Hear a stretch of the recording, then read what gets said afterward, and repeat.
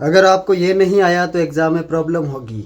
हमने इसके जो है 3 सवाल कर लिए थे, अभी ये चौथा सवाल है क्वेश्चन नंबर 3 का, एक्सरसाइज 3.1 का।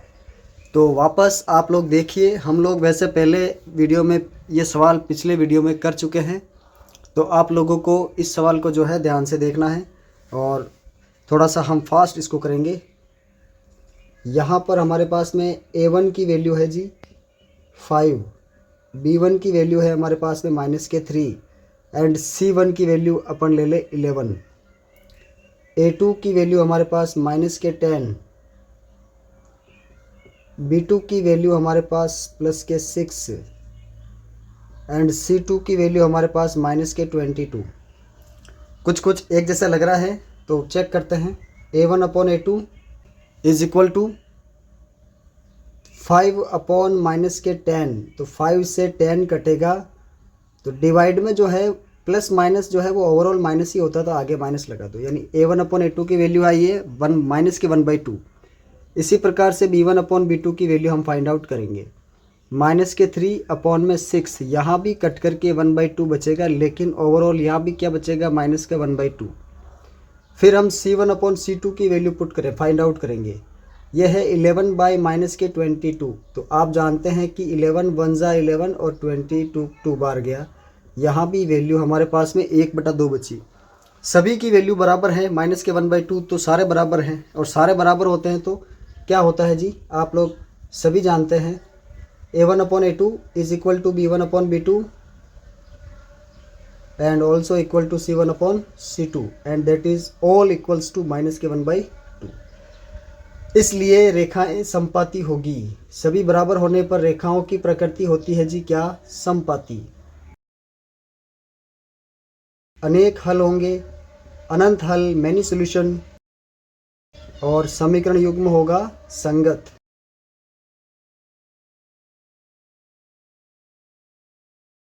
देख सकते हैं ये सवाल हमने परफॉर्म किया है, जो कि इस प्रकार से हमको करना है। एग्ज़ाम में ये हमसे जो पूछा है उसी का हमने उसी तरीके से उतना ही इस सवाल को अटेम्प्ट किया। अब हम 5th क्वेश्चन इसका देख लेते हैं, 3rd का 5th।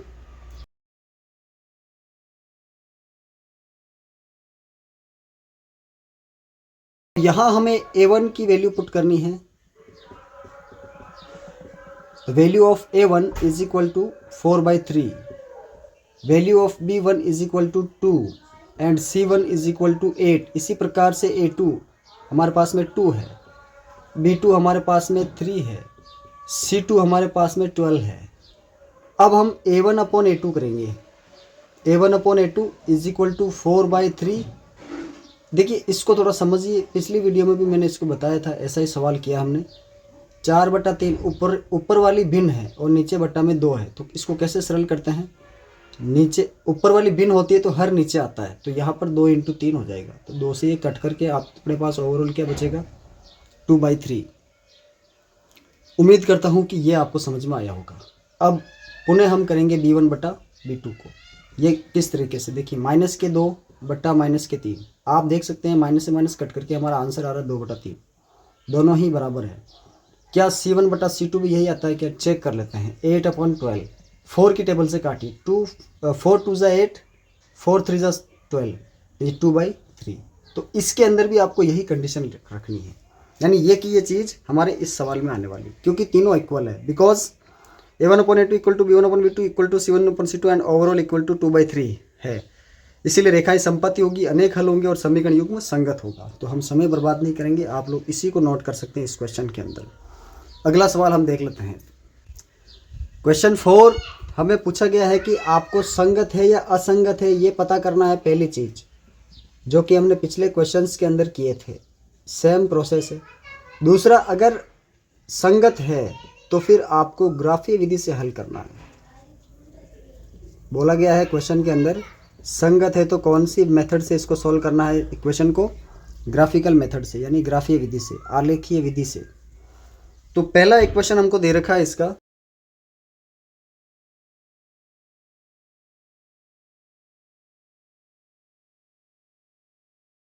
आप लोग इसको ज़रा देख सकते हैं कि इसका जो आंसर है 1/2 1/2 1/2 आने वाला है। कैसे आएगा बताएंगे हम आपको, लेकिन आप अगर पहले ही समझे तो बहुत अच्छी बात है। और ये संगत होने वाला है, और संगत होगा तो ग्राफिकल सॉल्व करना पड़ेगा और मैनी सोल्यूशन आएंगे इसके, अनेक हल। तो कैसे अनेक हल आते हैं किसी ग्राफ के ऊपर, हमें पहले ही पता चल जाएगा कि समीकरण में जो बनने वाली रेखाएं हैं उनकी प्रकृति क्या होगी। उसके बाद में हम ये प्रेडिक्ट करेंगे कि ये जो प्रकृति रेखाएं संपाती है वो किस प्रकार से होगी, और फिर उसके बाद में उसके सोल्यूशन, मैनी सोल्यूशन कैसे आते हैं। तो अनेक हल प्राप्त करते हैं हम लोग इसके। तो पहले हम ये देख लेते हैं कि हमारे पास में a1 इज इक्वल टू 1 है, b1 इज इक्वल टू 1 है और c1 इज इक्वल टू 5 है। 1 1 कैसे, x और y के कोई गुणांक नहीं है तो 1 माना जाता है। a2 बराबर 2 है, b2 बराबर 2 है और c2 बराबर 10 है। तो आप देख सकते हैं कि a1 अपॉन a2 की वैल्यू हमें मिलेगी 1/2 तथा b1 अपॉन b2 की वैल्यू हमें मिलेगी 1/2 and also c1 upon c2 की वैल्यू हमें मिलेगी 5/10, मतलब ये भी क्या हो जाएगा 1/2। तो तीनों ही इक्वल है। तो क्योंकि because a1 upon a2 is equal to है b1 अपॉन b2 एंड दोनों इक्वल टू है c1 अपॉन c2 और इस सब की वैल्यू क्या आ रही है 1/2 है। तो इसलिए रेखाएं संपाती, what is the nature of the lines, रेखाएं संपाती और अनेक हल, समीकरण युग्म संगत। अब इन्होंने बोला है क्वेश्चन के अंदर अपने को कि यदि संगत है तो आप ग्राफीय विधि से हल कीजिए। तो आप समीकरण 1 लेंगे यहाँ पर, समीकरण 1 से, समीकरण 1 हमारे पास x प्लस वाई बराबर x plus y is equal to 5। सीधा बॉक्स बनाएंगे डायरेक्ट, वैल्यू एक्स वाई की पुट करेंगे। ये सवाल हमने पहले किया हुआ है, आप लोगों को अगर समझना है डिटेल से तो वहाँ जाके देख सकते हैं। इसकी एक वीडियो डाल रखी है, कौन सा क्वेश्चन है, आप क्वेश्चन से सर्च कर लें। और किसकी वैल्यू 5 होती है, 3 और 2, 2 और 3। इसी प्रकार से समीकरण 2, समीकरण 2 से समीकरण 1 का बॉक्स बन चुका है।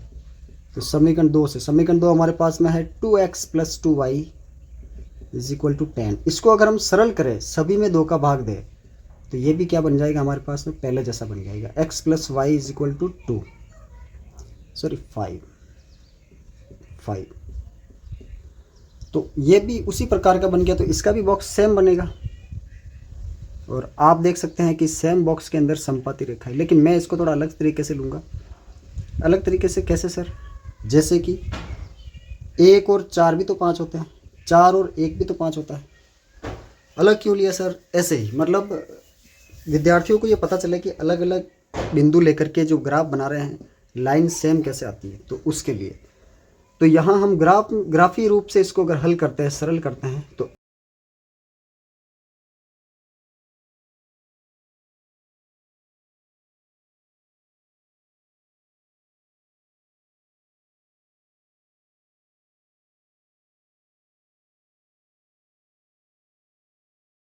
ग्राफ को बनाते हैं। देखिए इसके 3 और 2 कहाँ पर है, x की वैल्यू 3, x एक्सिस ये है, प्लस की संख्या इस तरफ चलती है, तो x के मान 3 कहाँ आएगा, यहाँ पर। इस बिंदु पर हम x का मान 3 लेंगे, लेकिन हमारे पास में y की वैल्यू यहाँ पर 2 है। तो अब ये 2 किस तरफ चलेगा, आप देख सकते हैं कि x की वैल्यू, x अक्ष जो है वो कौन से डायरेक्शन में, इस डायरेक्शन में, तो y को हमें इधर चलाना है।